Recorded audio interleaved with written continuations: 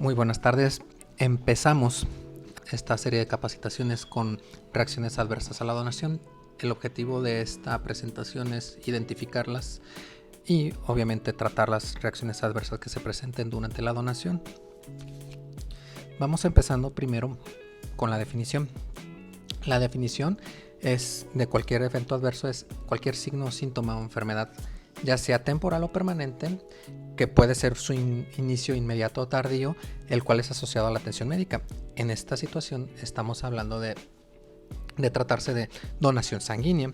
Cualquier evento que pase durante esta misma se le llama un evento adverso, y es la clasificación actual que nosotros tenemos en estos momentos la hizo la ISBT, la International Society of Blood Transfusion, en el 2008. En esta clasificó los eventos adversos y los empezó a identificar para que fuera un fácil reporte y unificarlo. Pero en el 2013 fueron más ambiciosos. Estos las volvieron a revisar y en base a esto hicieron que las definiciones fueran un poquito más simples y la clasificación fuera un poco más homogénea para que todos los centros de sangrado unificaran criterios y los reportaran de la misma manera. Usualmente cualquier actualización de esta misma ocurre en esta Vox Sanguinis, que es una revista que se publica a nivel internacional sobre cualquier situación o conocimiento que se maneje en cuanto a la sangre, en este caso transfusión sanguínea. Recordemos que los requisitos fisiológicos para donar, entre ellos el peso, es muy importante, ya que la norma oficial mexicana, la 253, nos menciona que por lo menos tiene que ser mayor de 50 kilos. Obviamente que si estamos hablando de que un donador se acerca más a esta línea de los 50 kilos, es un poquito más probable de que presente alguna reacción sanguínea a la donación. En cuanto a la edad, sabemos que una persona puede donar desde los 18 a los 65 años de edad y tienen que manejar una frecuencia cardíaca entre 50 y 100 latidos por minuto. La norma nos permite sangrar a aquellos donadores que presenten unas frecuencias cardíacas menores a 50, siempre y cuando compruebe que es un atleta de alto rendimiento, ya que ellos por su condición pueden manejar frecuencias cardíacas menores y aún así ser unas personas totalmente sanas. En cuanto a las presiones arteriales, estamos hablando que existen las cifras sistólicas y diastólicas y cada una tiene sus límites. El límite superior de una tensión arterial sistólica es de 180 milímetros de mercurio, mientras una diastólica es máximo 100 milímetros de mercurio. Si un donador va fuera de estos límites, obviamente pues no va a poder donar. Y una temperatura menor a 37 grados centígrados. Lo que la norma nos da completa libertad a nosotros es, como lo menciono en este cuadrito, es rechazar cualquier donador que tiene un aspecto general enfermo. Es muy común que en nuestro entorno exista pues la familia, es la familia que tiene al paciente que está requiriendo la transfusión, esté hospitalizado, lo estén cuidando, no exista gente quien venga a donar, y ellos mismos, los que están haciendo guardia para poder cuidar al paciente, son los mismos que a las 7 de la mañana quieren acudir con nosotros a donar sangre, y pues lo ves desde lejos que la persona viene toda ojerosa, viene pálida, desvelada, sin comer, con un ayuno muy prolongado, estresada, que al rato vamos a ver que también eso es un factor que puede favorecer la aparición de un evento adverso. Pues de entrada te diferir a estos donadores precisamente porque es muy probable que te presenten una reacción adversa. La clasificación maneja una imputabilidad. De hecho, las imputabilidades se tienen que reportar en los diferentes formatos que se tienen en todos los bancos de sangre que la ISBT propone. La imputabilidad es qué tanto se relaciona el donar sangre con el evento adverso que acabamos de presentar. Y existen varias clasificaciones. Vamos a verlas en orden. La imputabilidad definitiva es aquella en la que existe la evidencia, que no hay duda de que la donación sanguínea contribuyó a la aparición de este evento adverso. Y en la imagen observamos pues en el momento de la punción. Si una persona durante el momento de la punción presenta un hematoma, no hay duda alguna de que el proceso condicionó la aparición del hematoma. No hay duda. Todo, ni siquiera los aliens o a un evento externo pudo contribuir a eso. Es definitivo. Siguiente nivel es probable. La evidencia es claramente a favor de una reacción, sin embargo existe un poco de duda que pueda ser. Un ejemplo, estamos aquí viendo la imagen a la doña que se sube al camión y pues digamos que saliendo del banco de sangre 1 o 2 horas después, al subirse al camión la doña se desmaya en el camión y ya ven que está haciendo mucho calor. Pues en este momento puedes decir que es una probable causa de que la donación sanguínea pudo haber contribuido a que la doña se haya caído. Sin embargo, aquí ya están figurando otros factores, ya sea que va en bipedestación durante mucho tiempo, la vasodilatación que genera el calor y existen otras cosas, pero aquí sí podemos asegurar que es muy probable que la donación sanguínea haya contribuido a que esta doñita se cayera. Siguiente nivel, posible. Hablamos de esta chica que va subiendo las escaleras. Imagínensela, que va subiendo las escaleras a la tarde después y en la mañana donó sangre. Se cayó, la encontraron tirada y pues aquí, en este preciso momento, es posible que la donación pudo haber contribuido a que esta chica se haya caído. Pero también pudo haber sido otras causas. Ya el tiempo fue demasiado como para que la chica se haya relacionado con la donación. Y aparte, no sabemos si se tropezó, si el piso estaba resbaloso y se resbaló, o pudo alguien empujarla. Por lo que cuando hablamos de una posible, hablamos de que las pruebas no permiten atribuir 100% la complicación a la donación.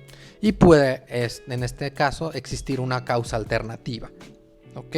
Hablamos de que pasaron varias horas, pudo haber habido un factor externo y eso pudo haber causado que ella cayera.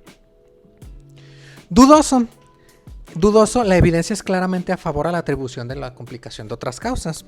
Por ejemplo, aquí tenemos a este chico, ladrillero, que durante la donación, pues todo bien, y ya en la tarde se va a trabajar en la ladrillera y ya ven que pues emiten demasiados humos. Y él está trabajando muy cerca de los humos y se desmaya. Pues aquí ya está figurando un factor de mucho peso, en este caso que pudo haber contribuido a la aparición de este evento adverso. Sin embargo, la donación de sangre tal vez pudo haber contribuido a esta causa, pero si estamos hablando de que es común, supongo que los ladrilleros se desmayen a la exposición prolongada de humos, entre ellos monóxido de carbono, que sabemos que también es una causa de pérdida del estado de alerta, entonces ya estamos hablando que pues, este factor pesa más que la donación de sangre. Y es dudoso. Y por último tenemos el nivel excluido. Excluido es que existe una evidencia concluyente que la complicación se puede atribuir a cosas externas y diferentes a la donación. Por ejemplo, el viernes, digamos, llega esta persona a donar sangre. El sábado en la mañana se va a acampar a la primavera, al bosque de la primavera. Y el lunes nota que aparecen estas ronchas.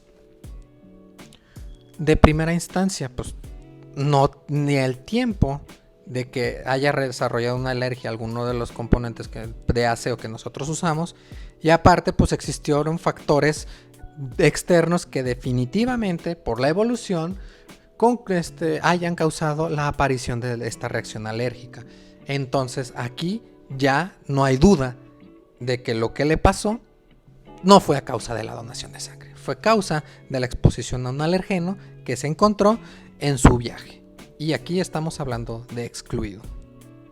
Y en base a estos niveles, nosotros tenemos que establecer la imputabilidad, valorar los factores de riesgo, cómo ocurrió, para poder establecer en qué nivel está. Hablando de eventos adversos a la donación, la clasificación es este diagramota que ven ustedes aquí. en el cual la ISBT primero lo clasifica con letras A, B, C, D, E y F. La letra A abarca todos los síntomas locales, lo que le pasó al bracito durante la donación de sangre. La clasificación B habla de complicaciones con síntomas generalizados, que son las reacciones vasovagales. La C habla de complicaciones relacionadas a féresis. La D, reacciones alérgicas. La E, otras complicaciones graves asociadas a la donación. Y la F, otras complicaciones. Vamos a hablar cada una por una en las siguientes diapositivas. Hablando de las complicaciones locales, ¿ok? Tenemos varias. El más común, el hematoma.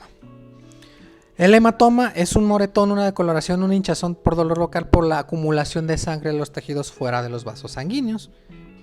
Algo pasó que a la hora de picar la vena se ponchó, se extravasó sangre y en los días posteriores vamos a ver esta manchita de color morado, que después de se convierte a verde, después a naranja, a amarillo, hasta que desaparece totalmente. Estos colores, recuerden que te revela las fases de la degradación de la hemoglobina, biliverdina, bilirrubina y todos los procesos de absorción de la hemoglobina. ¿Ok? ¿Es muy común el hematoma? Sí, sí es muy común, a todos nos ha pasado y pues se tiene que recomendar en un principio para favorecer la vasoconstricción, que no se extravase más sangre, recomiendas que se pongan unos hielitos en un principio, no de contacto directo, de contacto indirecto.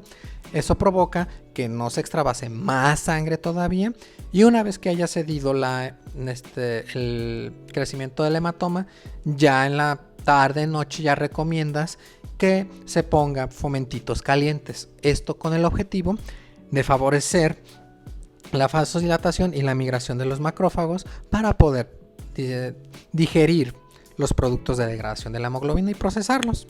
Duele, si duele, puedes recomendar un paracetamolito cada 8 horas a la persona para que por lo menos no le duele el brazo.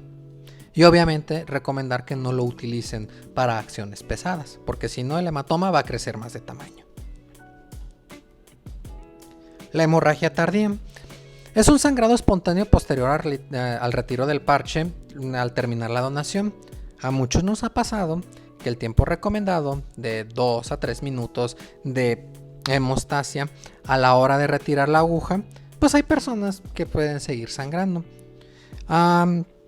No hay un motivo específico en la gran mayoría de ellos, ya que pues, nosotros usualmente no aceptamos donadores que estén en tratamiento con anticoagulantes y por lo tanto no debe de haber un factor externo que esté ocasionando que se presente el sangrado. Sin embargo, hay personas que puede que tengan un sangrado tardío y lo que se recomienda es simplemente pues, ok, sigue sangrando, pues hay que colocar más hemostasia durante más tiempo para que así se pueda formar el coagulito de la venopunción. ¿Ok? Usualmente pues pasa esto cuando no das el tiempo suficiente y quieres levantar al donador rápido, o el donador no supo presionar si se presionó en un lado diferente donde lo picaron, o simplemente se esforzó y siguió sangrando. Puede pasar eso. Hablamos de la lesión a nervio. Ustedes como flebotomistas pues ya les ha pasado y saben identificar muy bien cuando no le atiné a la vena y sientes como una cuerda de guitarra, le pega al nervio. Y cuando le pegas al nervio, usualmente pues el dolor es de un toque, te lo refieren como si fuera un toque eléctrico que se recorre desde donde se realizó la punción hasta lo más distal posible en la mano y en los dedos. Y pues no es como para que se graben esta imagen en la que se ve toda la estructura anatómica del brazo y obviamente cada quien tiene variaciones del mismo, pero si se fijan están pues muy cercanos los nervios de los vasos sanguíneos que nosotros picamos y si existe una posibilidad.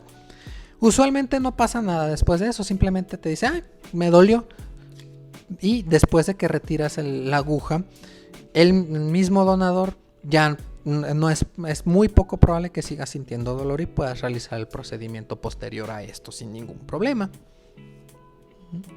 También puede pasar de que el hematoma que vimos en las diapositivas anteriores puede de repente, si se formó un hematoma, pues comprimir poquito el nervio y tener esa sensación de calambritos que se derivan a que está comprimiendo el nervio y este va a desaparecer cuando desaparezca el hematoma.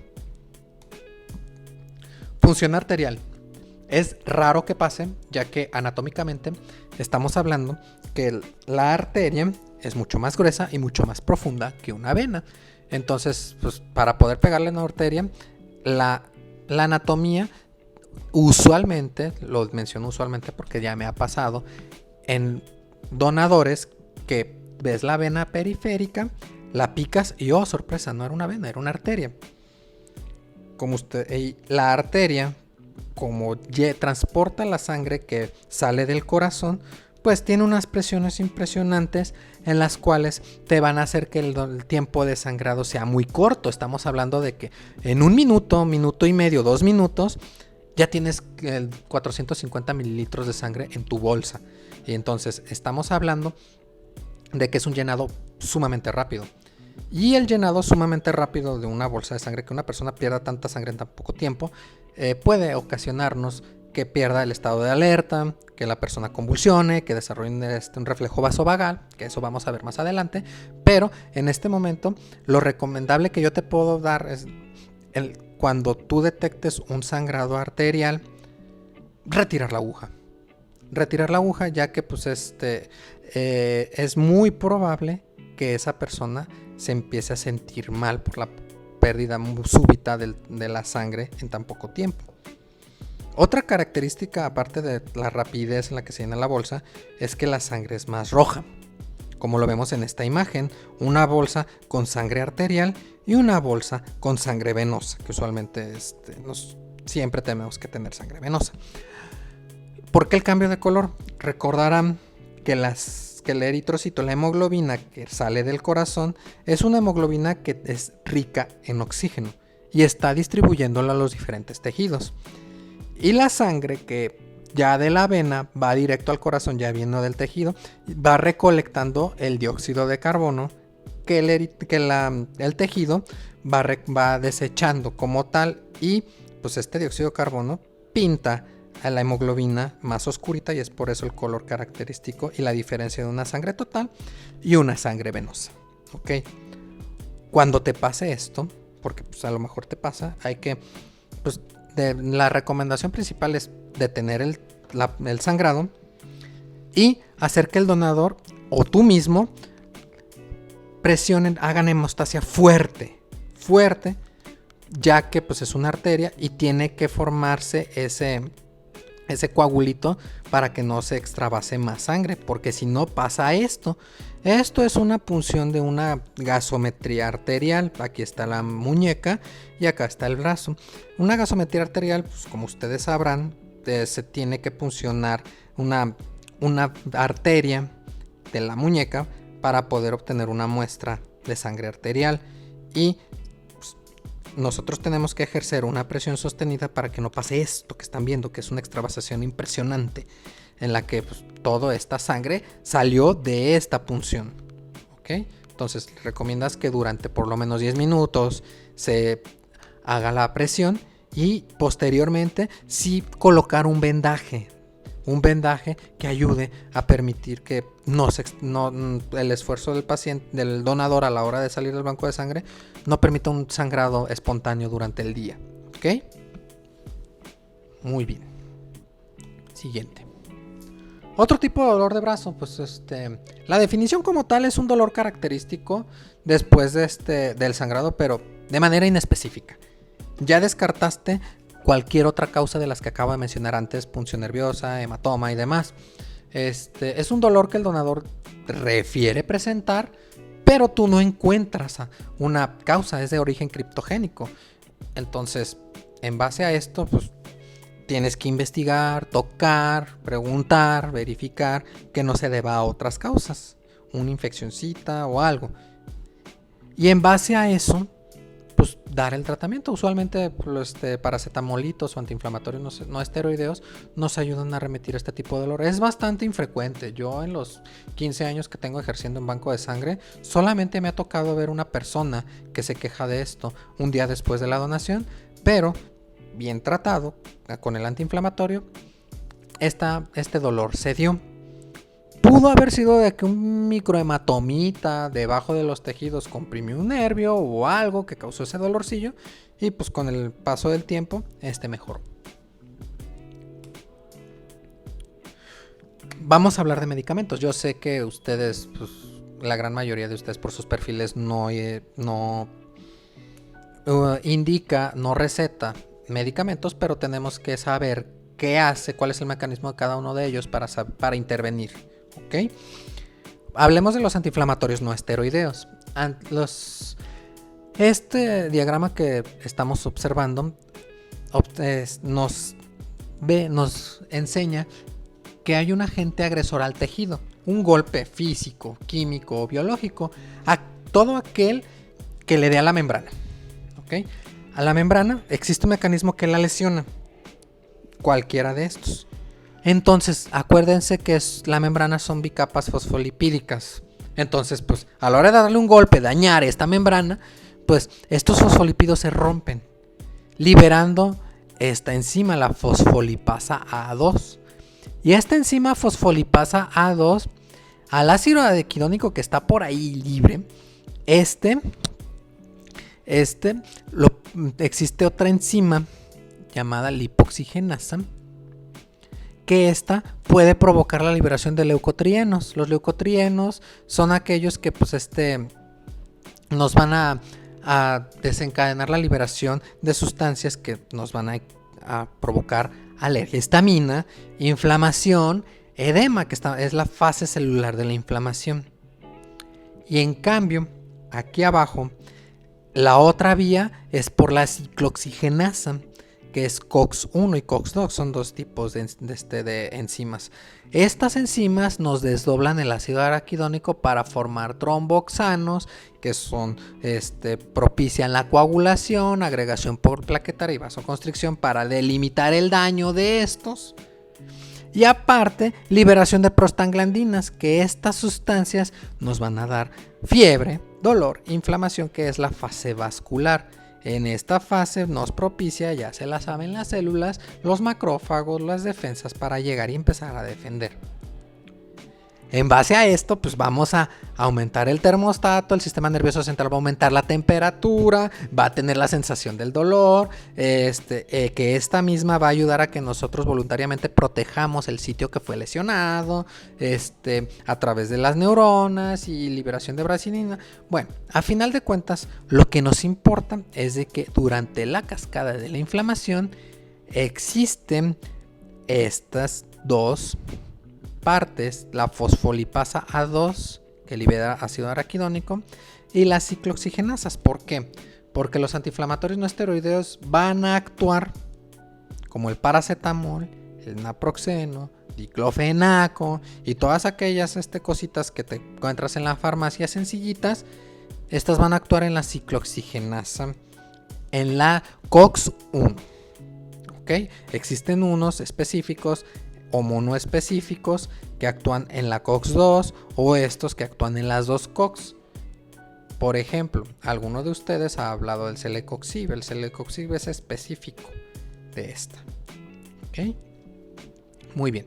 Entonces, si no se inhibe a la ciclooxigenasa 2, pues ya no va a haber producción de prostaglandinas.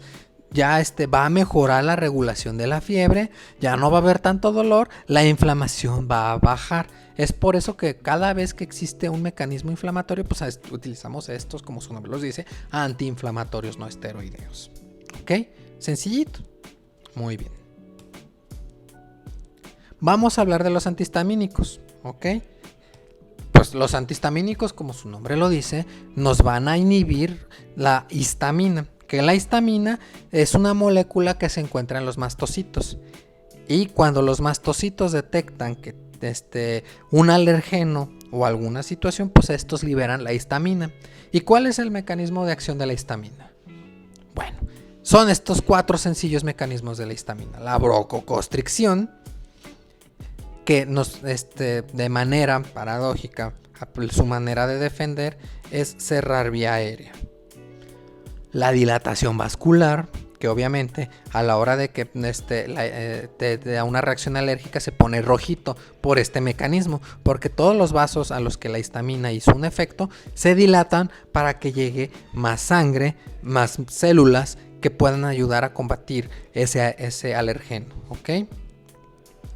Aumenta la permeabilidad vascular, permitiendo que los macrófagos migren a los tejidos para que estos vayan y fagociten o tengan que desechar el alergeno en el que fue expuesto, ¿okay?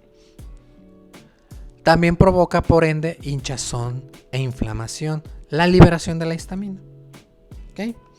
Pues el antihistamínico nos previene la broncoconstricción, nos previene la dilatación vascular, el aumento de la permeabilidad vascular y la hinchazón e inflamación.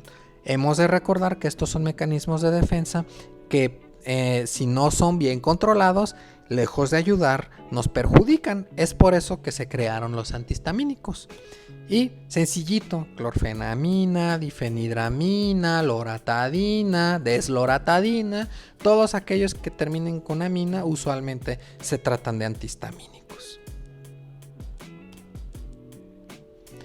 Antiinflamatorios esteroideos, los corticoides, ¿ok? Recordemos este diagrama que vimos con los antiinflamatorios no esteroideos. Y hemos de recordar que el paracetamol, el diclofenaco y todos los antiinflamatorios que no son esteroides nos actúan en la ciclooxigenasa. Si se fijan, pues es un paso algo tardío de la reacción inflamatoria. Pero los esteroideos nos actúan más arriba, en la fosfolipasa A2. La fosfolipasa A2, pues los esteroideos la inhiben, la bloquean, provocando que no se forme ácido araquidónico y la lipoxigenasa no actúe, disminuyendo la inflamación en la fase celular y en la fase vascular. Nos bloquea los dos caminos, por lo tanto podemos hablar que estos son más potentes a la hora de bloquear una inflamación. Y al ser más potentes, pues no los utilizamos usualmente de primera línea, a menos de que tenga ciertos criterios de severidad la presentación de la lesión, ¿ok? Cortisona, hidrocortisona, dexametasona, betametasona, todas las tazonas son antiinflamatorios esteroideos. Tienen otro mecanismo que no voy a abordar porque no nos concierne en este tema, pero se puede saber que estas, al ser hormonas, pueden provocar su mal uso, complicaciones en otras rutas metabólicas que se presentan en las personas. Hablando de inflamación o infección localizada, pues los signos y síntomas van a ser calor, sensibilidad, dolor local, enrojecimiento e hinchazón, como lo ven aquí. Esto se debe a que esta inflamación pudo haber sido por una infección los días posteriores de la flebotomía. Algo pasó en el aseo, algo pasó con los materiales, pero la inflamación se empezó a manifestar días después, coincidiendo tal vez con los tiempos de incubación de algunas bacterias que podemos tener localizadas en la piel. Y este daño, pues lo vas a prevenir con antiinflamatorios, no esteroideos, como lo acabamos de ver. Y también tratando, si se sospechó de una infección, pues dando el respectivo antibiótico para poder combatir esta inflamación, esta infección. Manejado 100% por un médico. Vamos a hablar de la trombosis venosa profunda. La trombosis de la vena usada para la flebotomía. Esto puede deberse a factores externos, sí puede deberse a factores externos, ya que nosotros en la medicina nos podemos identificar que existe gente más propensa a tener este tipo de eventos, ya sea porque estén consumiendo medicamentos, ya sea porque tengan algunas enfermedades coadyuvantes, algunas condiciones en las cuales los eritrocitos y la sangre, pues a la hora de permanecer parada en un vaso, se activa la cascada de la coagulación provocando una trombosis. Si se fijan en la imagen, Aquí esto sigue un trayecto de una vena, ¿ok? Está superficial, es un trayecto de una vena, ¿ok? Todo esto tiene que ser valorado por un médico, ya que pues, la trombosis tiene que ser tratada, ya sea con anticoagulantes, antiinflamatorios o incluso identificar el factor que pueda tener el donador que esté contribuyendo a esto. Lo más común que nosotros vemos es obesidad, uso de anticonceptivos y personas que tengan cierta edad avanzada en la que la calidad de las venas ya no es buena, ¿ok? Pero 100% tratado por un médico esto.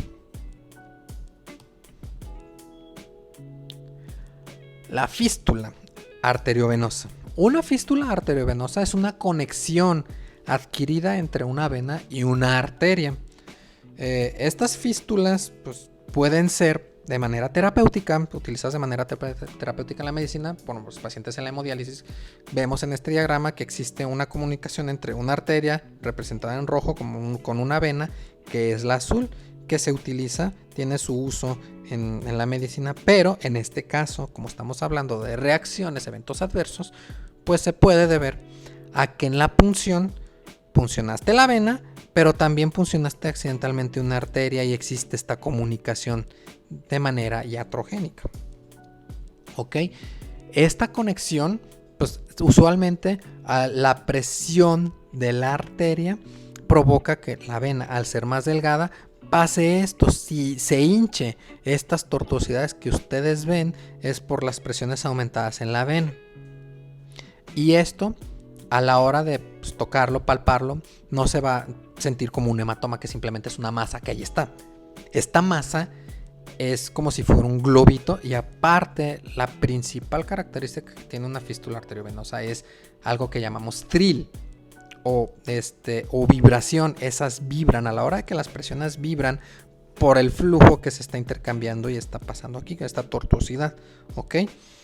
Esto es 100% quirúrgico. Entonces, obviamente, una vez diagnosticados, se tiene que derivar al especialista adecuado, que en este caso es un angiólogo, y el angiólogo tiene que corregir esto.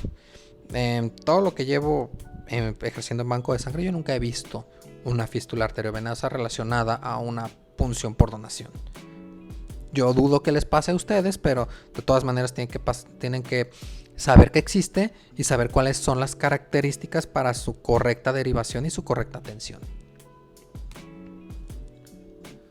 Vamos al síndrome compartimental. Es algo que yo considero que es casi imposible presentarse, pero pues eso no le quita la probabilidad que lo vean. Un síndrome compartimental es el aumento de la presión intracompartimental de una extremidad, o en casos graves, en otras cosas, de una cavidad abdominal o torácica, que conduce a la necrosis del tejido blando y muscular.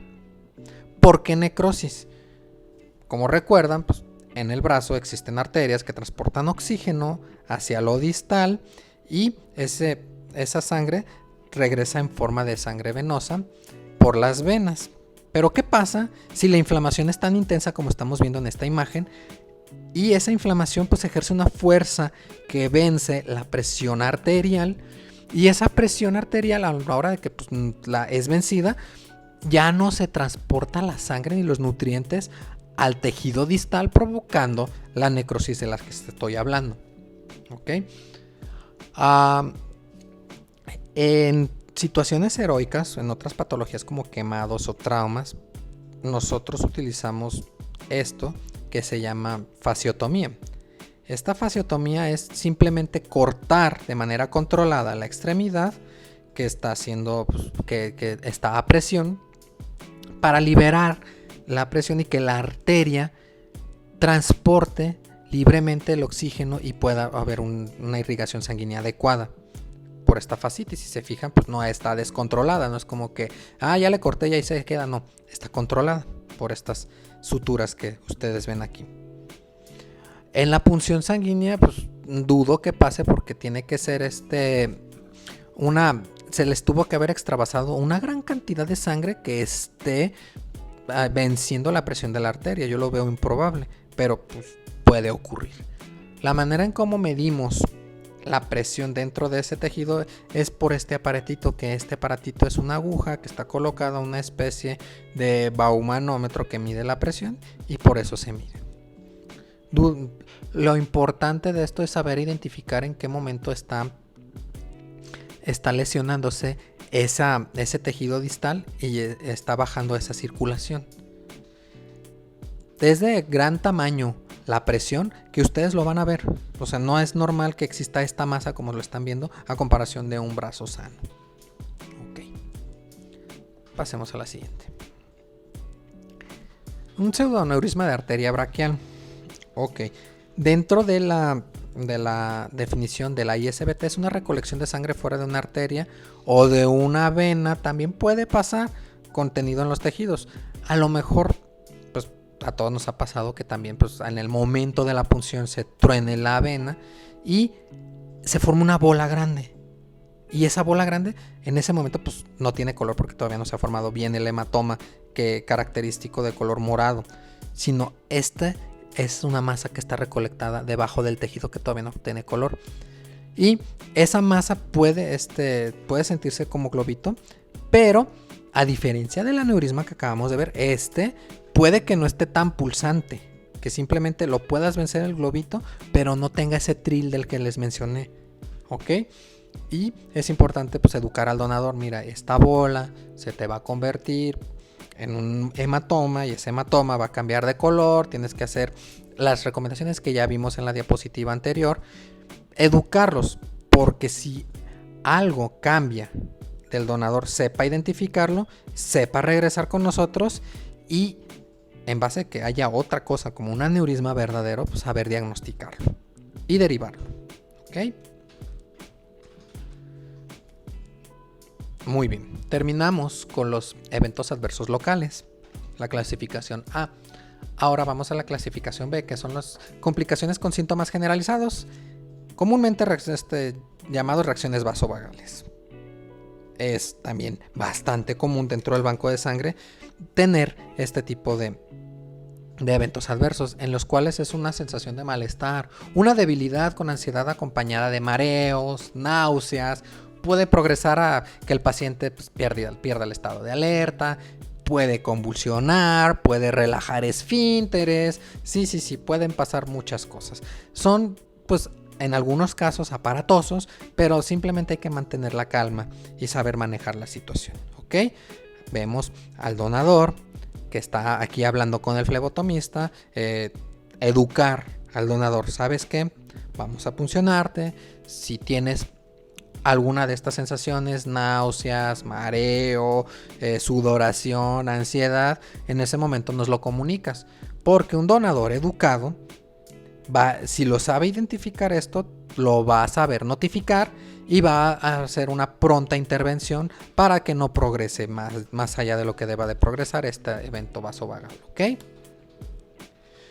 El mecanismo de acción de las reacciones vasovagales es de que el sistema nervioso va a actuar de una manera en la que no se espera que pierda sangre de manera súbita. La gran mayoría de los donadores no tiene, su sistema nervioso empieza a la hora de nosotros estar extrayendo la sangre, empieza a liberar adrenalina, empieza a liberar catecolaminas, empieza a existir vasoconstricción para compensar esa pérdida de volumen y no descienda tanto la presión arterial, ¿ok? La presión arterial a la hora de disminuir, el cerebro pues, lo compensa le está dando la orden de que se liberen estas adrenalina y estas sustancias para evitar que baje más. Sin embargo, no todos los donadores reaccionan de la misma manera o no, sus mecanismos no actúan tan pronto, provocando que desciendan más de lo habitual, más de lo permitido estas presiones, provocando que si disminuye la presión arterial, disminuye la irrigación al cerebro y el cerebro, pues, ejerce la depresión la pérdida del estado de alerta y en algunos casos hasta las convulsiones. ¿Ok? Te lo va a referir de menor a mayor, pues va a empezar malestar, va a empezar con debilidad, puede tener ansiedad. Aquí vemos a este chavo que está sudando, algunos tienen náuseas, algunos vomitan en forma de arco iris, otros tienen palidez, empiezan a hiperventilar. Ojo, si te empieza a hiperventilar, el donador se va a sentir peor. Es importante calmarlo. Por eso en los bancos de sangre es recomendable tener unas bolsitas. La hiperventilación es la hiperoxigenación de los tejidos y eso puede provocar más síntomas. No sé si les ha pasado a la hora de estar ansiosos e hiperventilar, empiezan a entumírseles los dedos, las manos, empiezan a engarrotárseles y empiezan a tener esas contracturas musculares dolorosas. Esto es por el exceso de oxígeno en el sistema.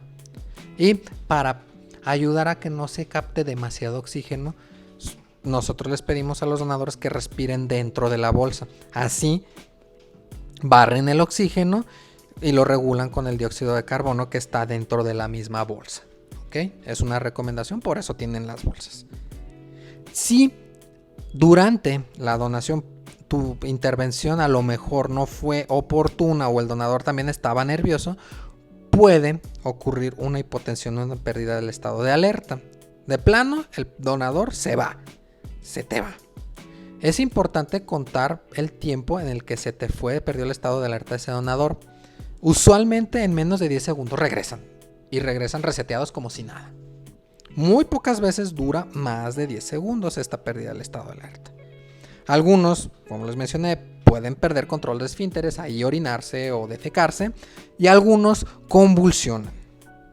Es importante estar al tanto de tus puestos de sangrado, en los cuales, pues, si tú ves a un donador y lo estás vigilando, y si lo ves pálido, empieza a tener diaforesis, empieza a hiperventilar, detectarlo, porque si no lo detectas y progresa un donador a la pérdida del estado de alerta sin tú darte cuenta, ese donador tiene una aguja de gran calibre dentro de su venita.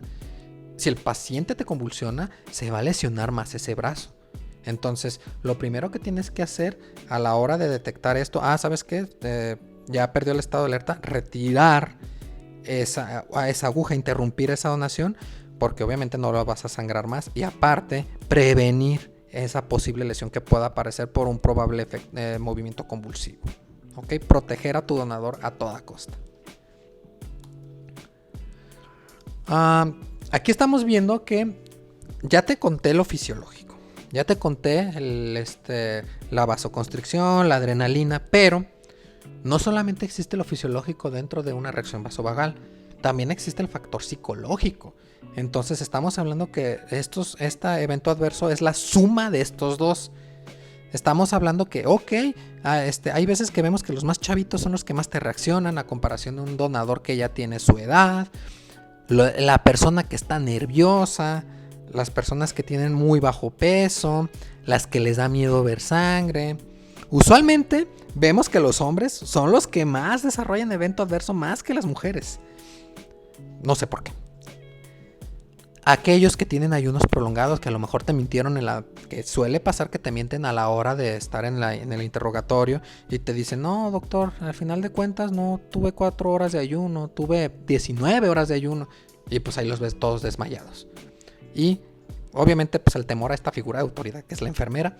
Bueno, en realidad estos síntomas puede ser la suma de todos estos factores y hay que saber identificarlos, saber calmar a tu donador, saber calmar a los demás donadores que están viendo el efecto adverso, porque hemos visto que es contagioso esto, que una persona del sillón 1 se desmaya, vas, lo atiendes y espontáneamente la persona del 4 también y la del 6 también, porque obviamente se ponen nerviosos. Es saber educar y saber mantener la calma, porque un profesional calmado, pues aseguras que las personas que atienden también van a estar calmadas y van a reaccionar mejor. ¿Ok? Muy bien. También la ISBT considera que los reflejos vasovagales se clasifiquen con o sin pérdida del estado de alerta, que si duró más o menos de 10 segundos, que si hubo lesión o no lesión. Estamos hablando de que una persona que ya está caminando, ya lo despachaste, ya lo diste de alta y tómala. Se cayó y se pegó en la cabeza o se pegó en el brazo, es si tuvo lesión o no lesión de alguna otra extremidad o parte corporal, o si ocurrió dentro de tu banco de sangre o fuera, ya en la calle. También ha pasado de que llegan con la silla de ruedas un transeúnte que vio al donador desmayarse en la calle y pues ahí te lo traen en brazos o te lo traen en silla de ruedas. También eso pasa y también sugiere esta clasificación la ISBT, saberlo, clasificar en estas 3 incisos. Bueno, terminamos con vasovagales y ahora vamos a hablar con reacciones relacionadas a la aféresis, ¿ok? Aféresis, hay que recordar que la aféresis es aquel procedimiento en el cual mediante un separador celular de un donador podemos obtener componentes específicos de la sangre total. En el banco de sangre lo más común es los procedimientos de plaquetoaféresis, ¿ok? Recordemos que al donador lo tenemos conectado a la máquina extrae, la máquina procesa, obtiene el componente y regresa el resto del componente sanguíneo al donador de una manera intermitente, por ciclos, ¿ok? Y vamos a hablar de estas complicaciones. Primera y la más común de aféresis es la reacción a citrato, ¿ok? El citrato es el anticoagulante de excelencia que se utiliza en los procedimientos de aféresis. Cabe recordar que la sangre, para poder procesarla, para poder separar los componentes y regresarla de una manera segura, tenemos que impregnar el desechable, realizar el procedimiento impregnado con este anticoagulante que es el citrato, ¿ok? Y el citrato, el mecanismo de acción inhibe el factor 4 de la coagulación, que es el calcio. ¿Okay? Lo quela, es un quelante del calcio. Utilizamos el citrato porque es un anticoagulante bastante noble, bastante manejable en el momento, ya que el antídoto del citrato es pues, dar más calcio. ¿Okay? Es inmediato, no causa tantos efectos secundarios a la comparación de otros anticoagulantes que nosotros tenemos en la medicina, ¿ok? Pero cabe mencionar que por el mecanismo de acción del citrato, pues si secuestra calcio, los síntomas relacionados que podemos presentar en el donador es pues aquellos que se derivan de una hipocalcemia, de una baja del calcio, que cabe recordar que el calcio es un ion que nos ayuda en la contracción del músculo y puede generar una hiperactividad neuromuscular relacionada con los niveles reducidos del calcio ionizado. Pues los síntomas van a ser primero lo más leve, un entumecimiento. Oiga, doctor, tengo la boca entumida, tengo un hormigueo de labios. Oiga, ya se me están durmiendo las 2 manitas, ya me están temblando. Oiga, ya estoy teniendo sabor metálico en los labios. Y empiezan de repente con escalofríos, sin tener frío, temblores, y ya lo más grave es que tengan sensación de opresión del pecho, espasmos musculares que no son voluntarios de la cara, que nosotros les llamamos Chebostec, pulso rápido, lento, dificultad para respirar. Se los estoy enunciando en orden de severidad, que estos pueden provocar ya en estados tardíos tetania, choque, pulso irregular o paro cardíaco. Y obviamente pues no va a pasar esto si tú estás bien educado en este aspecto. Desde un principio tienes que mencionarle al donador, oye, mira, si tú sientes un entumecimiento, un hormigueo, cualquier síntoma que digas, no lo mencionas. ¿Por qué? Porque en ese momento podemos darle estas pastillas mágicas que tenemos aquí, que parece para niños, pero no es para niños. Las TUMS. Ojo, TUMS es carbonato de calcio vía oral. Con 1 o 2 tabletitas que le des al donador, remite la sintomatología mágicamente. Remite, ya no progresa y tu procedimiento, pues, lo más seguro es que progrese a un éxito total. Sin embargo, hay que caber mencionar de que, ojo, tienes las TUMS en el banco de sangre para reponer calcio. No lo tienes porque es un antiácido. Porque ha pasado en algunos lugares, me han contado, en el que, ahí tienen tabletas de Melox. Y el Melox es aluminio y magnesio. El aluminio y magnesio, ¿ustedes creen que el calcio va a tener alguna acción sobre el calcio? Pues no. Entonces de ese donador pues no le estás revirtiendo, no le estás reponiendo ese calcio. y va a progresar a todos estos síntomas. ¿Ok? Ojo, acuérdense, las TUMS las tienes para reponer el calcio que el citrato te secuestra. Muy bien. Últimamente se ha vuelto más infrecuente la aparición de estos eventos adversos, ya que los nuevos separadores celulares que existen en el mercado dosifican de una manera más eficiente el citrato que impregna en el desechable para poder hacer tu aféresis. Ustedes a lo mejor están muy jóvenes, pero en mis tiempos las primeras Hemonetics que existieron, no de las que ustedes conocen que se abren, sino hubo una anterior también que era bastante común, que a los donadores de cajón tenías que darles varias veces TUMS durante el procedimiento porque no sabían dosificar tan eficiente el citrato como los separadores celulares de hoy en día. Es muy común que ni siquiera tengas que utilizarlos ya hoy en día, siempre y cuando esté bien dosificado tu citrato. ¿Ok? Y ojo, también ya a lo mejor en temas de aféresis, la proporción usualmente de los equipos de entrada del citrato es de 1 a 11, ¿ok? O 1 a 12.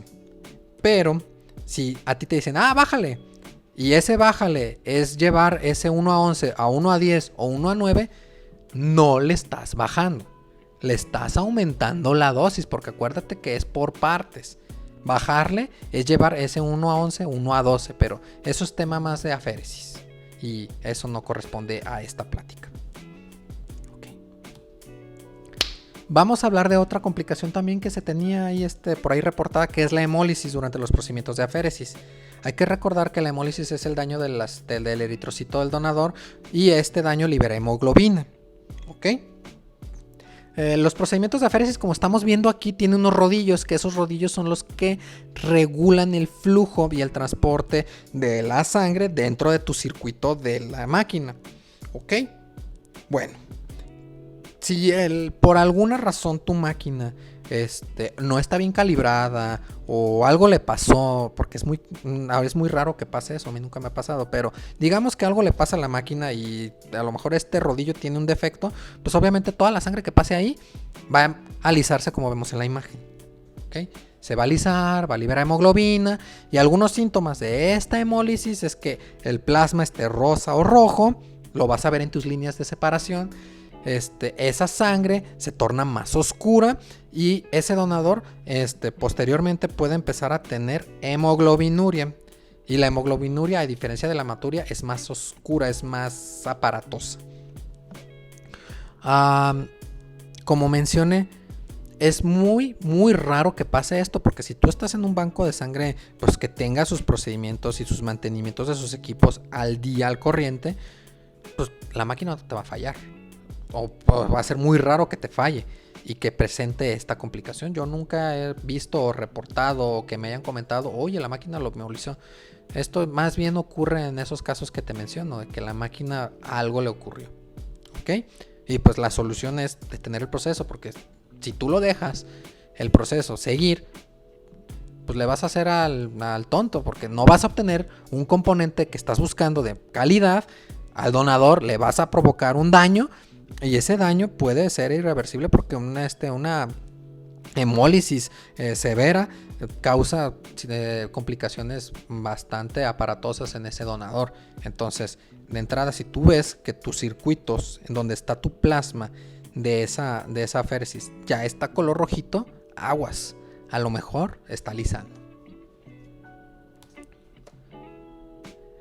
Vamos a hablar de algo llamado embolismo gaseoso. El embolismo gaseoso es cualquier burbujita que pasa dentro de tu torrente sanguíneo, y esa burbujita en el torrente sanguíneo puede llegar al corazón y puede causar un embolismo gaseoso, y eso es un evento grave, muy grave. Puede provocar paro cardíaco, trombosis, o sea, estamos hablando de palabras mayores como muerte. ¿Ok? ¿Puede pasar? Sí puede pasar, pero es bastante extraño. ¿Por qué? Porque en los procedimientos de aféresis estamos hablando de que tus máquinas, a la hora de instalar un equipo nuevo a la máquina, esta máquina tiene algo llamado cebado. El cebado es cuando la máquina impregna todos sus circuitos y todas sus bolsitas con el citrato, con el anticoagulante, le saca el aire y los impregna de manera estéril. Y a la hora de que la máquina ya los impregnó, en ese momento es cuando te deja iniciar el procedimiento. Ninguna máquina te deja iniciar procedimiento antes de realizar el cebado. Y te darás cuenta de que durante estas máquinas, a la hora de realizar el cebado, está haciendo un montón de comprobaciones la máquina. Que si la presión, que si el flujo, tiene un montón de sensores la máquina y está verificando de que en ese momento de que todo esté marchando bien. Y en el momento de que la máquina lo detecta, te deja iniciar procedimiento. Vas a detectar en el equipo que tú estés utilizando, Emonetics, Amicus, Optia, cualquier separador celular que tú conozcas, tiene, como en estas flechitas que te estoy mostrando, esos son sensores de aire. Y si te fijas, todos los sensores de aire están en la línea de retorno o de extracción inmediatamente cerca del donador. ¿Por qué? Porque el mecanismo de seguridad de estas máquinas para impedir un embolismo gaseoso es precisamente poner estos sensores en cercas del donador, para que si detecta una burbujita, estas máquinas se paran. Y gracias a estos mecanismos de defensa, el embolismo gaseoso pues, es algo que por lo menos yo considero que ya no pasa, si tu máquina está bien y si tu procedimiento lo estás haciendo bien. ¿Ok? ¿Dudas? Espero que ninguna. Infiltración. La infiltración es algo que puede pasar y puede ser común, ya que es la extravasación de la solución o sangre durante el procedimiento de aféresis, que en la punción, pues el donador pues, durante una hora, lo que dura la extracción del procedimiento de aféresis, pues el donador se puede mover, la aguja se puede mover, puede pasar algo y esa aguja que está dentro de esa persona pues puede extravasarse, empezar a infiltrarse solución en el brazo y puede provocar que ese líquido se distribuya a lo largo de más localizaciones anatómicas del brazo y tener algo similar a lo que estamos viendo. ¿Ok? Pues obviamente hay que estar al tanto de tu procedimiento de aféresis y estar viendo que no pase esta situación. Usualmente cuando se extravasa, la máquina te va a pitar porque la máquina está midiendo presiones a la hora de hacer retornos y hacer extracción, y esto es totalmente prevenible poniendo atención a la máquina. Oye, ¿por qué estás manejando presiones muy altas? ¿O por qué está pasando? ¿El donador le está doliendo? Por esto. Y esto es un motivo para interrumpir el procedimiento, extravasación. ¿Ok? Porque te acordarás de algo que mencioné en diapositivas anteriores, en las cuales estamos viendo que puede haber un aumento de presión aquí y provocar un síndrome compartimental, y no queremos llegar a eso. Es por eso que se tiene que detener el procedimiento. ¿Ok? Es importante que esté bien fijada la aguja, como tú quieras, con una cinta, con 2 cintas, acá, pero estar seguros de que esa aguja no se va a mover. Ya vamos a hablar de reacciones alérgicas, que es la D. Vamos a hablar de alergia local, como estamos viendo. El donador tiene todo el derecho del mundo de tener alergia a alguno de los materiales que nosotros estamos utilizando para la extracción. Y esa alergia liberar, acuérdense, la histamina. Y la histamina va a provocar hiperemia, que es coloración rojita en el sitio de donde fue expuesto el alergeno, ya sea el material de limpieza o de punción, el uso de las bandas adhesivas que nosotros utilizamos, y el donador va a empezar a sentir picazón y dolor en el sitio, y va a aparecer el rash, que así se le llama a nosotros, que es muy, muy pruriginoso, van a estar rascándose. Puede ser inmediato o de forma tardía, sí, pero es más común que sea de manera inmediata. ¿Ok? Una alergia local. Pero existen unas reacciones alérgicas generalizadas que nosotros le llamamos reacciones anafilácticas. Anafilaxia es una palabra mayor, es algo severo. La anafilaxia progresa a paro cardíaco, son extremadamente raras afortunadamente. pueden empezar con ansiedad, puede haber una reacción alérgica local, el edema, la hiperemia. Algunas personas se les hincha la cara de esta manera, empiezan a tener dificultad para respirar, empiezan a tener este chiflido del tórax al respirar que nosotros lo conocemos como sibilancias. Y esto, si no es atendido, puede progresar a un paro cardíaco y a la muerte. Una reacción anafiláctica, es por eso que hay que tratarla rápido y saberla identificar. ¿Bastante raro en banco de sangre? Sí, porque es muy extraño que un material local progrese a esto. Es raro, pero de todas maneras hay que estar presentes de que esto existe y puede ocurrir.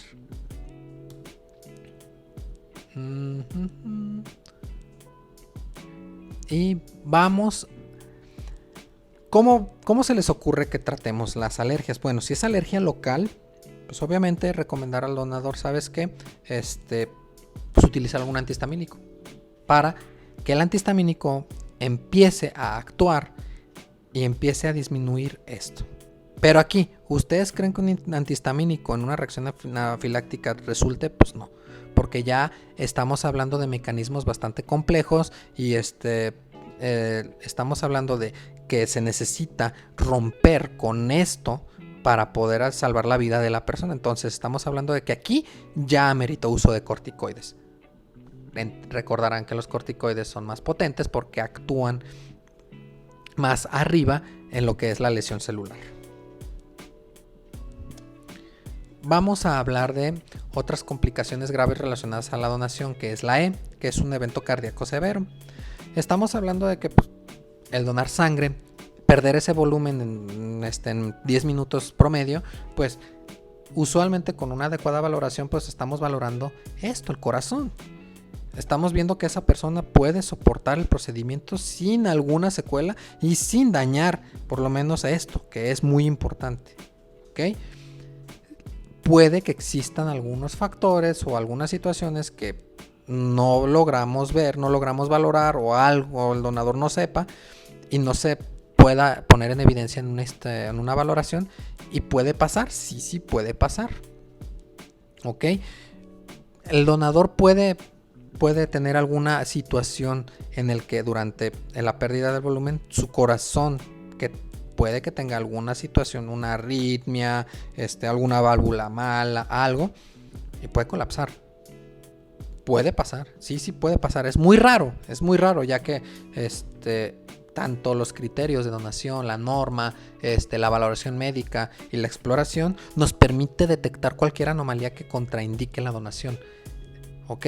Eso es importante la prevención en este caso, porque ya tratarlo ya sería, estamos hablando de reanimación cardiopulmonar, utilizar medicamentos y prácticamente ameritar el ingreso a una terapia intensiva, que no vamos a abordar eso, pero el objetivo de esta diapositiva es manifestar de que es una posibilidad bastante remota si tus filtros están bien implementados, pero pues es una posibilidad a final de cuentas y puede pasar.